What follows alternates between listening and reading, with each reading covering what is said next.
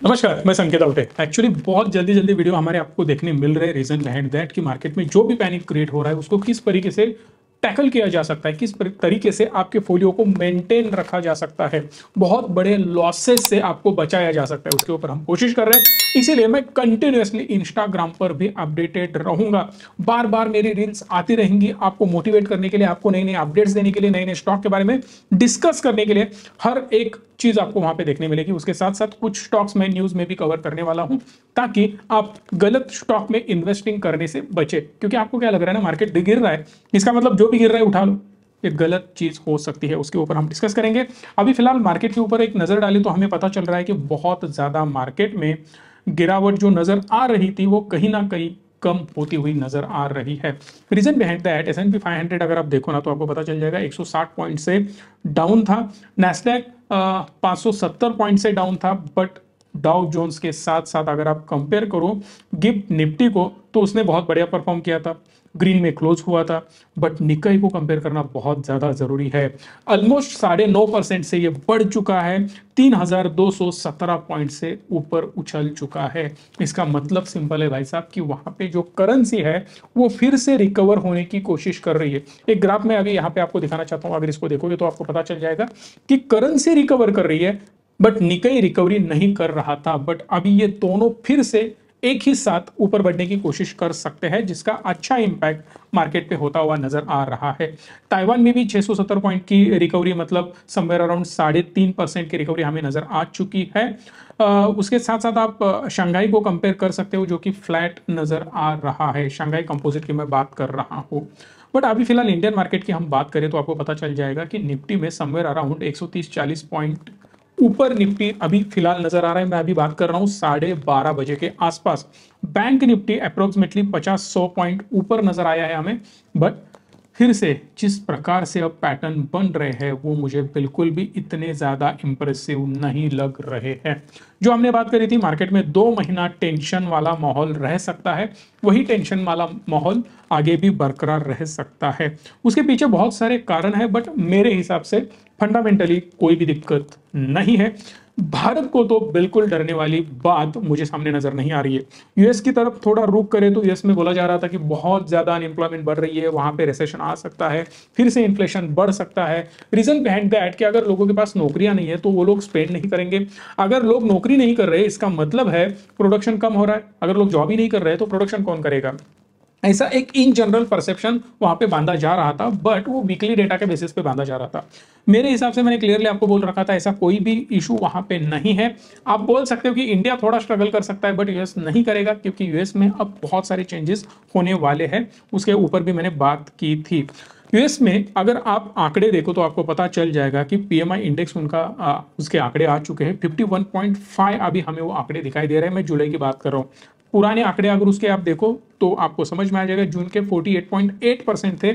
PMI index 50 के ऊपर रहना मतलब बहुत अच्छी बात होती है।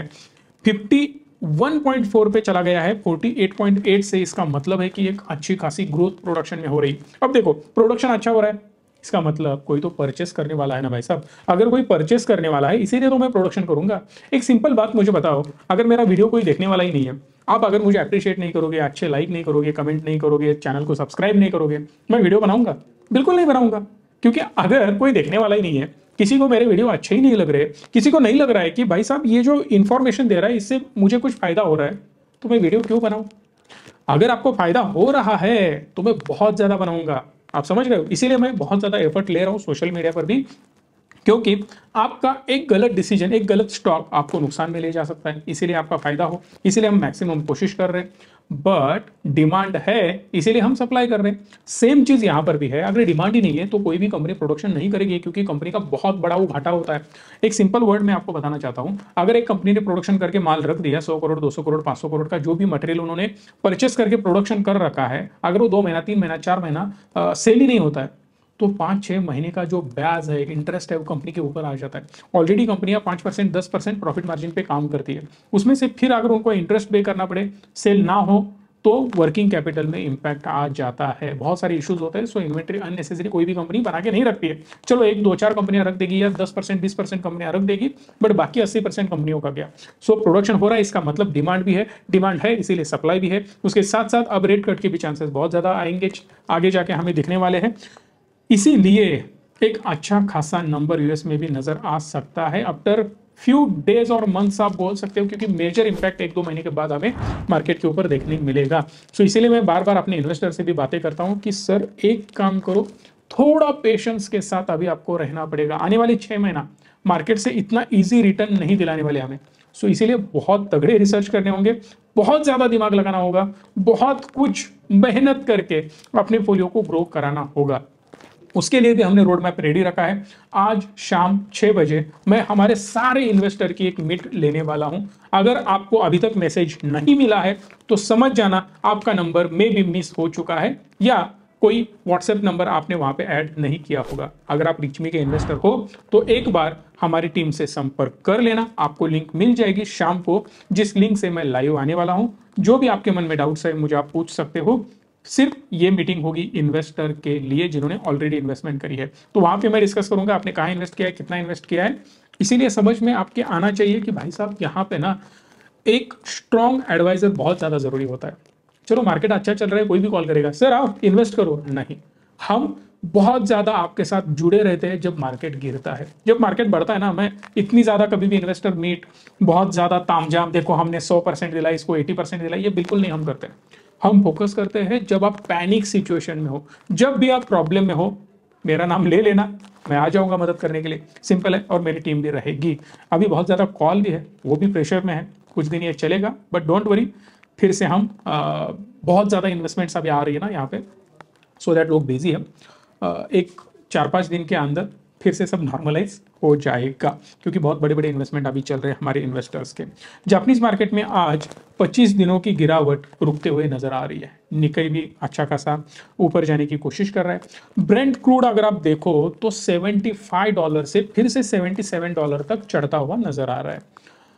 उसके बाद गोल्ड 70,000 तक वापस आ चुका है। एक चीज समझ लेना, मार्केट अगर सच में प्रॉब्लम में है, अगर स्टॉक मार्केट गिरने वाला है, गोल्ड ऊपर जाएगा, बॉन्ड यील्ड ऊपर जाएगी, क्रूड में अच्छा खासा उछाल नजर आएगा, क्योंकि मार्केट पैनिक हो रहा है। चलो स्टॉक मार्केट से पैसा निकालो, इन्वेस्ट करो बॉन्ड में, स्टॉक मार्केट से पैसा निकालो, सेफर इन्वेस्टमेंट होती है गोल्ड में। मतलब अलग अलग एसेट क्लास में इन्वेस्टमेंट होती रहती है, मगर वो सारे एसेट क्लास भी पैनिक सिचुएशन में है, मार्केट भी डाउन ट्रेंड में है। इसका मतलब क्लियर है कि मार्केट को कोई भी धोखा नहीं है। हर एक सेक्टर से पैसा निकाला जा रहा है, हर एक जगह पैनिक मची हुई है। जो वॉरेन बफेट साहब बोलते हैं ना कि जब सब लोग डरे हुए होते हैं ना, तब तुम लोगों को इन्वेस्ट करना है, और जब सब लोग खुश होते हैं तब तुमको ऊपर जाके सेल करना है। तो अब ये सिचुएशन आई है। एक चीज बोलो, मतलब छोटा मुंह बड़ी बात हो सकती है। अब सब लोग पैनिक में हैं, फिर भी वॉरेन बफेट साहब बेच रहे, बहुत बड़ी बात है। और एप्पल जैसे स्टेक वो बेच रहे हैं। और एक बड़ा स्टेटमेंट करता हूं, देख लेना, मैंने जो भी स्टेटमेंट किए हैं वो सारे मैच होते हुए आपको नजर आ रहे हैं। आने वाले 1-2 क्वार्टर में और थोड़ा झोली हल्की करने की कोशिश करेंगे वॉरेन बफेट साहब, कोला से, मतलब कोक से, उसके बाद में एप्पल से भी। ये मेरा रिसर्च है, याद रखना। उसके बाद में मैं डिटेल एक्सप्लेन करूंगा वो क्यों कर रहे हैं, कैसे कर रहे हैं, रीजन बिहाइंड दैट। बट और एक चीज मैं आपको बताता हूँ, क्या बोल रहे हो, अरे वो बेचेंगे, बेचने दो मार्केट को, कोई फर्क नहीं पड़ेगा। जो फर्क पड़ेगा वो 1-2-3-4 दिन के लिए होगा, उससे ज्यादा आगे कोई सोचेगा भी नहीं। इंडियन मार्केट को घंटा फर्क नहीं पड़ेगा, ये भी याद रखना मेरा डायलॉग।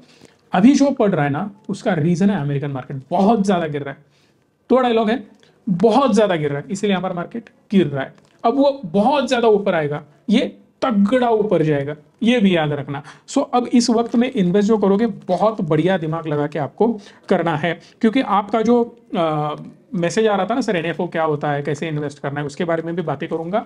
बट पहले एक चीज आपको बताता हूँ, एफआईआईस मतलब फॉरेन इंस्टीट्यूशनल इन्वेस्टर, उन्होंने क्या किया, 10,000 करोड़ का माल बेचा इंडियन मार्केट से, सीधा पैसा बेच के निकल गए पैसा लेके।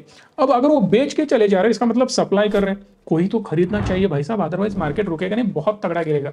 मगर आपको पता है 9,000 करोड़ का माल उठा लिया डीआईएस ने, इतना तगड़ा पैसा डीआईएस के पास है, डोमेस्टिक इंस्टीट्यूशनल इन्वेस्टर। अभी डीआईएस कौन है पता है, आप हो, मैं हूं, सब लोग हैं। आप बोलोगे भाई साहब हमने मार्केट ऊपर उठा लिया, हाँ जी। जो इन्वेस्टमेंट्स आप म्यूचुअल फंड में कर रहे हो ना, वो कभी भी एक साथ सारी इन्वेस्टमेंट होती नहीं है। अब मैं कुछ लोगों को बोल रहा था सर अभी एनएफओ बेस्ट है। रीजन मैं बताता हूँ एनएफओ बेस्ट क्यों है। एनएफओ में अगर आप अभी पैसा डालते हो, पहले लोगों को पता नहीं होगा कि एनएफओ क्या होता है, न्यू फंड ऑफर।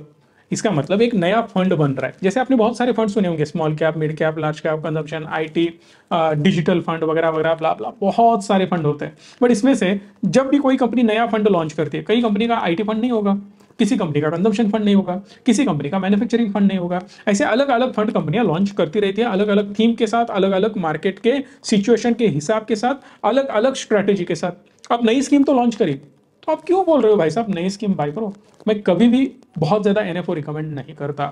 जिस वक्त जिस एनएफओ में मुझे बहुत ज्यादा कन्विक्शन होता है, बहुत ज्यादा ग्रोथ नजर आती है, उसके बारे में भी हम डिस्कस करते हैं। अदरवाइज जनरली मैं एनएफओ के बारे में बहुत ज्यादा बातें नहीं करता। अब इस बार जिस एनएफओ के बारे में मैं बात कर रहा था, रीजन क्या है मैं बताता हूं। अब इस वक्त कोई भी 19-20 भी थोड़ा एनएफओ होता ना तो भी चल जाता, बट फिर भी एक बढ़िया एनएफओ आ रहा है। अब इसमें क्या होता है मैं बताता हूं आपको। एनएफओ का जो पैसा होता है ना, उसके पास 90 दिन है, 3 महीने है पैसा डिप्लॉय करने के लिए मार्केट। समझ रहे हो? आपने एनएफओ बाय किया, आपने बाय किया, मैंने किया, सब लोगों ने किया, 500 करोड़ आए, 1000 करोड़ आए, 2000 करोड़ आए, 10,000 करोड़ आए, पैसा तो आया। फंड मैनेजर एक साथ वो इन्वेस्ट नहीं करता है। तो एक सेबी के रूल्स है, नियम है, एमपी के रूल नियम है कि आपको किस प्रकार से इन्वेस्ट करना है, कहां पे करना है, कितना करना है, कैसे करना है, टाइम फ्रेम क्या होगा, ये सारी चीजें डिसाइडेड है। अब यहां पे 90 दिन उनके हाथ में है। Already market up and down कर रहा है, वोलाटाइल रहेगा, और 1-2 महीना मार्केट में वोलाटिलिटी रहेगी। अगर मैं एनएफओ में इन्वेस्ट करता हूं तो भाई साहब मेरा फंड मैनेजर 3 महीने आराम से एवरेजिंग करते बैठेगा। बट जनरल दूसरा फंड आप चूज करो, कोई भी रेगुलर फंड अभी जो चल रहा है उसका आपने सिलेक्शन कर लिया और वहां पे पैसे डाल दिए, उसको 6 महीना 3 महीना नहीं मिलेगा, उसको पैसा डिप्लॉय करना ही होगा। 10% लिक्विडिटी रख सकते हो। हर एक फंड के अलग अलग स्ट्रेटेजी के हिसाब से और उसके कैटेगरी के हिसाब से अलग अलग नॉर्म्स है, उसके ऊपर घुसेंगे नहीं हम लोग। बट सिंपल एक याद रखना कि एनएफओ में अभी चांस है। रीजन बिहाइंड दैट वो एवरेज कर सकता है। अब सवाल आएगा भाई इन्वेस्टमेंट करे या ना करे। सारी दुनिया डरी है, आप भी डरोगे, कोई फायदा नहीं है, जिंदगी भर पैसा नहीं कमा पाओगे। सबसे पहले एसआईपी शुरू करो, दबा के पेलो एसआईपी को। इसके पहले मैं 6-7 महीना कभी भी एसआईपी प्रमोट इतना ज्यादा नहीं किया, छोटे छोटे अमाउंट पे करो, चलाते रहो। उसके पहले मैंने बोला था एसआईपी ठोको, आपने ठोकी, तगड़े रिटर्न आए। फिर 6 महीना मैंने बोला नहीं कि और ठोको ठोको नहीं, चलो जो चल रहा है चलने दो। अब 10,000 की एसआईपी है ना, 20 करो, 40 करो, 50 करो। आप बोलोगे कहां से लाऊं पैसा, बिल्कुल डाका डालने की जरूरत नहीं है, जो भी है आपके पास स्ट्रेच करो। क्योंकि जब भी प्लान होता है ना बाइक लेने का, अरे लेना है कहीं से भी जुगाड़ लगो, 10,000 कम पड़ रहे, दोस्त के पास मांग, इधर से मांग, उधर से मांग, जुगाड़ लगा के 10,000 लगा देते हैं। बट अब अगर मार्केट अच्छे लेवल पे मिल रहा है, कोई जरूरत नहीं है 1 लाख की एसआईपी करने की। बजट नहीं है ना, कितनी सैलरी है आपकी, 20,000 है, 15,000 है, 10,000 है, 5,000 है, कोई भी होने दो, 1,000 अरेंज कर सकते हो तो 2,000 करोड़ इन्वेस्ट करना शुरू करो। 5,000 कर सकते हो, 10,000 पे लो, तभी पैसा बनेगा भाई साहब। इससे मेरा फायदा बिल्कुल नहीं है। एसआईपी क्या सब लोग मेरे पास ही करने नहीं आएंगे, दुनिया भर जाके घूम के आप कर लेते हो। मैं 100 बार बोलता हूँ हम भी प्रोवाइड करते हैं सर्विसेज। आ जाओ, यहाँ पे है हमारे 1.5 लाख कस्टमर कर रहे हैं, बहुत तगड़े रिटर्न कमा रहे हैं। आपको भी आना है, आ जाओ कर लो। एसआईपी करने से क्या है ना, मार्केट रेंज बाउंड है। आप क्या कर रहे हो ना, सस्ता माल अक्यूमुलेट कर रहे हो। आज एक एग्जांपल मैं आपको बताता हूँ, सोना मिल रहा है सस्ता, गोल्ड मिल रहा है सस्ता। इसका मतलब क्या है, बाय करके रखो, बाय करके रखो, बाय करके रखो, जब बढ़ेगा मैं बेच दूंगा। इसका मतलब गोल्ड बाय करने की जरूरत नहीं, क्योंकि उसकी ग्रोथ जो है 8-10% से ही होती है। वैसे ही सेम एग्जांपल मार्केट में आप ले सकते हो। कोई भी खाने पीने की चीज जैसे होती है ना, बहुत सारे बिजनेसमैन क्या करते हैं पता है आपको, फार्मर से उसका माल परचेस कर लेते हैं और उसको स्टोर करके रखते हैं। और जब भी रेट बढ़ जाता है, प्याज के भाव बढ़े, 200 रुपए किलो प्याज हुआ, भाई उसने फार्मर से 2 रुपए से खरीदा है, सिर्फ स्टोर करके रखा है। आपको भी यही करना है, माल नीचे आया है उठा लो, यही स्ट्रैटेजी है। मार्केट में कोई बड़ा रॉकेट साइंस नहीं है साहब।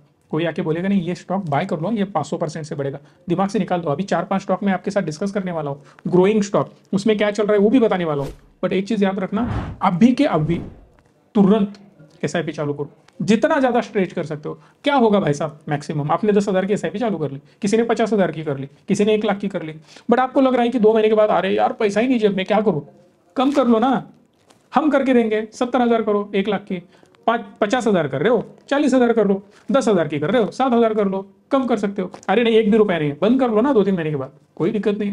बट जब तक खुद को पुश नहीं करोगे, आप बोलोगे कि सर 1 लाख का एग्जाम्पल क्यों देते हो, जब तक बड़े सपने नहीं देखोगे ना, घंटा कुछ नहीं होगा। मैं बार बार बोलता हूँ और ये सारी चीजें मैंने खुद पे इंप्लीमेंट करी है। जब तक सोच छोटी रखोगे 1,000, अरे नहीं रे मुझे एसआईपी करनी है 1 लाख की, भले आप ना बोलो किसी को, बट दिमाग में रखना 1 लाख की एसआईपी जानी चाहिए। अभी मेरी सैलरी है 5,000, कोई दिक्कत नहीं, 1,000 तो कर, उसके बाद में सोचो कैसे 2,000 कर सकता हूँ, फिर स्ट्रेच करो 5,000, फिर स्ट्रेच करो 10,000, बट 1 लाख का टारगेट छोड़ने का नहीं। ऐसे करोगे तभी बढ़ोगे। बहुत सारे हमारे इन्वेस्टर है महीने का 10 लाख 15 लाख की एसआईपी करते हैं। हाँ, उनका इनकम है, बट रातों रात तो नहीं शुरू हुआ ना, धीरे धीरे करके ही ग्रो हो रहे। आपको भी ग्रो हो रहा है। मेरा हिसाब सिंपल है साहब, कि हर एक मेरे व्यूअर के पास कम से कम 10 करोड़ का पोलियो होना चाहिए। मेरा हर एक व्यूअर एकदम तगड़े स्क्रीन पे मेरा वीडियो देखना चाहिए, 2-2, 3-3 लाख की स्क्रीन होनी चाहिए, 2-3 करोड़ का बंगला होना चाहिए, आराम से सोफे पे बैठ के मेरे वीडियो देखना चाहिए, और उसका पोलियो मिनिमम 10 करोड़ का होना चाहिए। मेरा भी सपना है और वो आपको पूरा करना है। मैं आपके अकाउंट में तो नहीं डाल सकता ना, सो दैट आप अभी से कोशिश करना शुरू करो। आते हैं फिर से मुद्दे पे। बांग्लादेश का जो पॉलिटिकल क्राइसिस चल रहा है, शेख हसीना मैडम इंडिया में आ चुकी है, बहुत अच्छे कनेक्शन है मैडम के हमारे देश के साथ। अब रीजन क्या है पता है आपको, उन्होंने क्या क्या कांड किए हैं। उन्होंने आरक्षण पे बहुत ज़्यादा कुछ बवाल मचा रखा है, उसके रूट में मैं बिल्कुल नहीं जाऊंगा क्योंकि अपना धंधा नहीं है। उनका जो वोटिंग होता है, वोटिंग में उन्होंने गड़बड़ी करी है, ऐसे उनके आरोप है। उनके यहाँ जो अच्छे लेवल के बोल सकते हो, अपने यहाँ जो ईडी वगैरह है ना, उनका वो बुरी तरीके से इस्तेमाल करके उनके विरोधी पार्टी के लोगों को जेल में डाल रही है, उन पे प्रेशर बना रही है, अलग अलग केसेस में उनको फंसा रही है। इंडिया की बात नहीं कर रहा हूँ मैं, बांग्लादेश की बात कर रहा हूँ। याद रखना, नहीं तो बोलोगे फिर इंडिया के बारे में बोल रहे हो। मैं बिल्कुल नहीं बोल रहा हूँ, भले आपको मैच होता हुआ नजर आएगा, बट मैं इंडिया की बात नहीं कर रहा हूँ। इसीलिए वहाँ के लोग जो है ना, वो परेशान हो चुके। जिस दिन जनता ने ठान लिया कि इसको भगाना है, कोई माइका लाल रुक नहीं सकता है। पाकिस्तान में क्या हुआ, भगा दिया, जेल में डाल दिया। एक बंदा लंदन में जाके बैठा है, 200 किलो वाला हाथी। उसके साथ साथ श्रीलंका में क्या हुआ, राजा पक्षे गायब हो गए, नामो निशान लोगों ने मिटा दिया, संसद में घुस के मारा है उनको। अब यहाँ पे भी सिर्फ हसीना मैडम को आधा घंटा 45 मिनट दिए गए थे, सामान पैक करो भागो यहाँ से। अब लंदन में बहुत तगड़ी प्रॉपर्टी है मैडम की, अब आई है इंडिया में, थोड़ा फ्यूल भरेगी, आराम से खाना पीना खाएगी और फिर लंदन निकलने की तैयारी में है। बट इन सब का इंडियन मार्केट पे भी इंपैक्ट हो सकता है। कौन से स्टॉक पे हो सकता है, अब देखो मारी को 12% रेवेन्यू बांग्लादेश से आता है। उनके टोटल इंटरनेशनल रेवेन्यू के 44% रेवेन्यू बांग्लादेश से आता है। कंपनी ने 100 करोड़ का इन्वेस्टमेंट प्लान किया है, कहां पे, बांग्लादेश में। अब ये सब पे इंपैक्ट होता हुआ नजर आएगा, इसीलिए मारिको में भी थोड़ा प्रेशर नजर आ सकता है। Dabur, Britannia, Godrej consumer, Jubilant food जैसे एफएमसीजी स्टॉक पे भी इंपैक्ट हो सकता है।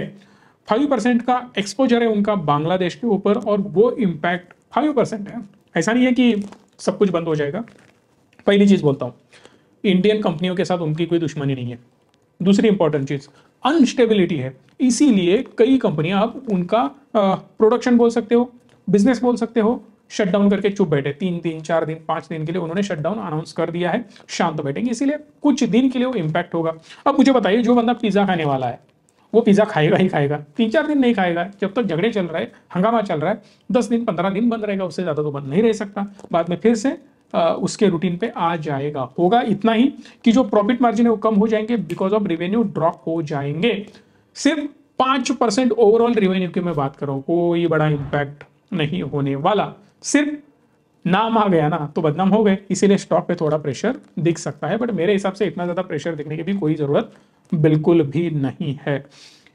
जुबलेंट फूड 28 स्टोर्स हैं उनके, वहां से 2% रेवेन्यू आता है, बट आप देख लेना 2% क्या बड़ी बात हो जाएगी। उसमें से कितना इंपैक्ट होगा 2% में भी, 1% का होगा, आधा परसेंट का होगा, 0.5% का होगा, कोई ज्यादा बड़ा इंपैक्ट नहीं होने वाला। ट्रेंड सबसे बड़ा रॉ मटेरियल सप्लायर उनका है वो। अब ट्रेंड क्या करता है, रॉ मटेरियल वहां से परचेस करता है। अब रॉ मटेरियल अगर वो वहां से परचेस करता है तो आप समझ जाना, बांग्लादेश आपको पता है टेक्सटाइल का हब है, बहुत ज्यादा इंपोर्ट वहां से होता है। अब एक मजेदार चीज मैं आपको बता देता हूँ, पॉलिटिकल अनस्टेबिलिटी हो गई, आपके इंफॉर्मेशन के लिए बोल देता हूँ साहब, वहां पे अब रेट गिर चुके हैं, बहुत ज्यादा उनके टेक्सटाइल के रेट फॉल हो चुके हैं। अब इसका मतलब लोग निगेटिव ले रहे हैं, नहीं है निगेटिव, फायदा है अपने लिए, क्योंकि सस्ते में माल उठा लेंगे।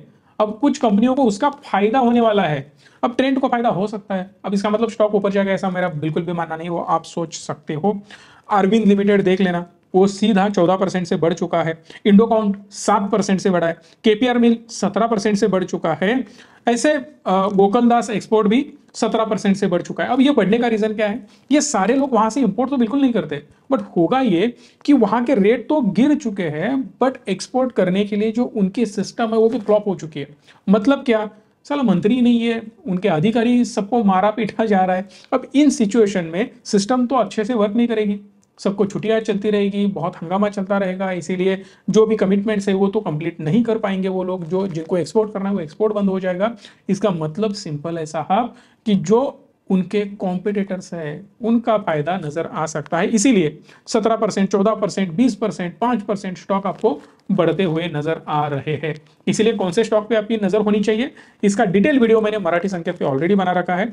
उसी कैटेगरी में ये भी स्टॉक अभी आ रहे हैं। रिजल्ट लगा है भारतीय एयरटेल का, आरपू सीधा बढ़ चुका है 211 रुपए पे, जो कि पहले था 209। 3 करोड़ नए कस्टमर उन्होंने ऐड करे हैं। बहुत ज्यादा मैं डिस्कस नहीं करूंगा उनके फंडामेंटल्स पे, क्योंकि बहुत बार हमने एयरटेल को डिस्कस करा है, कोई दिक्कत नहीं, बहुत बढ़िया परफॉर्मेंस है। और 4 चांद उन्होंने इस क्वार्टर में लगा दिए हैं। टाटा केमिकल स्लगिश डिमांड है, वीक क्वार्टरली रिजल्ट है, इतना ज्यादा उसके ऊपर बात करने की भी जरूरत नहीं है। टाटा केमिकल को हमने कवर करके बहुत बारी बोला है कि इतना ज्यादा भी ग्रोथ हमें टाटा केमिकल या केमिकल सेक्टर में नजर नहीं आ रहा है। बट धीरे धीरे केमिकल के बारे में हमें सोचना होगा, क्योंकि जो सेक्टर बहुत ज्यादा रेंज बाउंड हो चुका है, बहुत ज्यादा ग्रोथ नहीं दिखा रहा है, वो कभी ना कभी फिर से ग्रोथ में आएगा, और वो चांसेस हमें में भी दिखाई दे सकते हैं। ईयर ऑन ईयर भले ही वो बहुत ज्यादा डाउन हो, बट क्वार्टर ऑन क्वार्टर एक ग्रोथ टाटा केमिकल्स में नजर आ रही है। आशा करता हूं आपको वीडियो अच्छी लगी हो, इसीलिए आप लाइक शेयर और चैनल को सब्सक्राइब हक से करेंगे। धन्यवाद। Stay tune and stay positive.